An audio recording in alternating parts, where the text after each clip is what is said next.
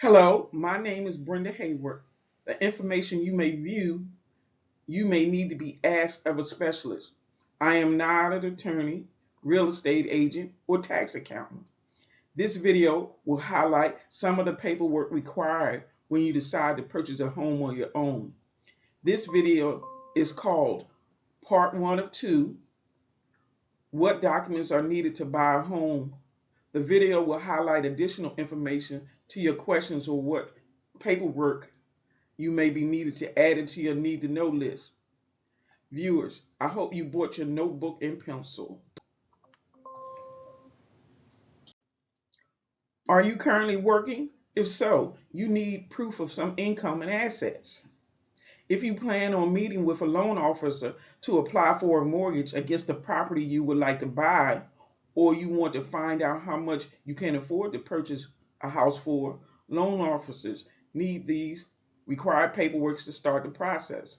These forms will show the proof of income and down payment to allow you to move forward on your home buying process. Pay stubs or other proof of employment if you work for yourself, bank statements at least 2 months, retirement account statement only if you're using the money as part of the down payment for the closing costs, tax returns for the last 2 years, gift letters from whomever will be helping you purchase your home. Or if you don't have a copy of your tax returns, they will ask you to sign 4056T, which can be given to the loan officer to request a copy of your taxes from the IRS. Are you able to show proof of employment? Mortgage companies want to know the finer details, like how much you get paid bi-weekly or monthly. This proof will enable the lender to see that you can make the payment consistently, and you will base your mortgage pre-approval amount on the monthly income minus the other mandatory bills that you will be going out monthly that will continue after you purchase your home. Mortgage companies tend to request copies of pay stubs, W-2s or 1099s, or may call each employer to verify the information. This same information will be re-verified a few days prior to you going to mortgage closing. Have you gathered all the information on your debts? Lenders will tend to ask about all the debt you may carry to ensure they can determine what you can afford correctly. They do not want to see the debt go into fault. Other papers include marriage certificates, divorce decree, and paperwork showing the amount of spousal or child support that is owed or is being given out monthly. Mortgage lenders also want to see student loan monthly payment costs, car loans, or bankruptcy paperwork dated over the last 2 years. In some states, loan officers may prefer bankruptcy over a longer period of time. Have you reviewed your credit report? Loan officers will ask for a copy of your credit report to see what debts are listed there and what debts have not been listed on your list given to them.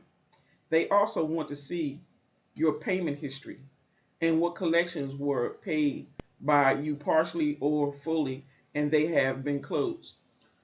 Loan officers utilize credit bureau information on your credit report to see what credit score you have generated with them. The higher the credit score, the better.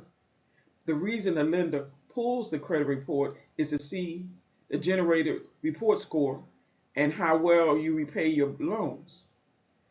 You may not generally see a copy of your credit report unless you request a copy from the credit bureau yourself.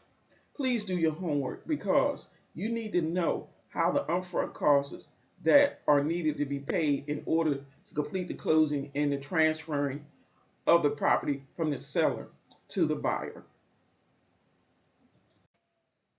Do you know that you need a completed pre-approval letter before you can start shopping for properties? Now is the time for you to start jumping up and down if you have just gotten your approval from the lender. for you to start looking for the properties that fit your home buying budget limit. The pre-approval letter comes after the income, debts, and credit score has been reviewed, and it states how much the lender will let you know. Just think, some people change their minds about what is the right for them to spend monthly once they see the figure the loan officer comes up with. Over 50% of the buyers change their spending amount once they see the total funds towards the mortgage they will be spending towards the new house. Do your homework. Ask the lender what the closing costs will be. I must say, most real estate agents will wait until the receipt of the pre-approval letter before walking clients through any property. Even if it's going to pay off the house, they want to see what your spending limit is if you are going getting the money as a gift from your 401k. Have you told yourself, I got pre-qualified online, this doesn't help me? Take a minute and read on. While pre-approval and pre-qualification are said to be interchangeable, they are not. Pre-qualified is when lenders have requested an online overview of your financial backing, including the credit score, income, debts, assets, without actual proof of verification, and they do not verify the information.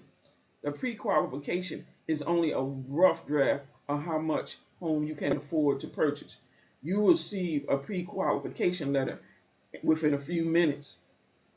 A pre-approval letter from a loan officer is when a lender confirms some of the credit history and financial information.